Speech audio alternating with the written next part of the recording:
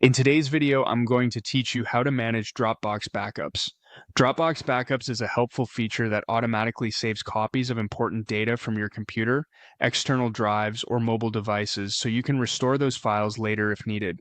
If you want to check what's being backed up, pause a backup, restore files, or remove an old backup, the easiest place to do that is on the Dropbox website. I'll walk you through the process clearly so you can manage everything with confidence. To get started, open Dropbox in your web browser. Once the site loads, log into your account. After signing in, give the page a moment to fully load so all of your files and menu options appear correctly. This is important because backup settings are managed from inside your main Dropbox account dashboard. Next, go to the Backup section. To do this, click on All Files. From there, look over to the menu on the left-hand side of the screen. In that menu, you should see an option labeled Backups. Click Backups to open the area where Dropbox organizes all of your saved device backups.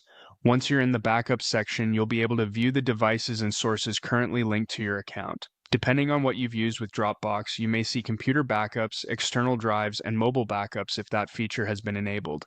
This page gives you a simple overview of what Dropbox is storing for you, which makes it much easier to keep track of your protected files.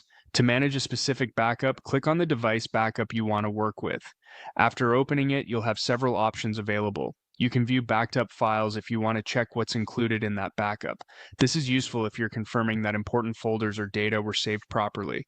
You can also restore files from the backup. This option is helpful if you need to recover something that was lost, removed, or replaced on your device.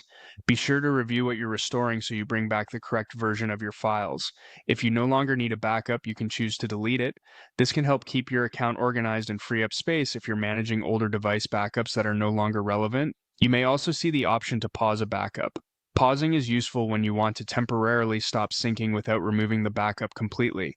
For example, this can help if you're troubleshooting, saving bandwidth, or making changes to files before letting Dropbox continue again.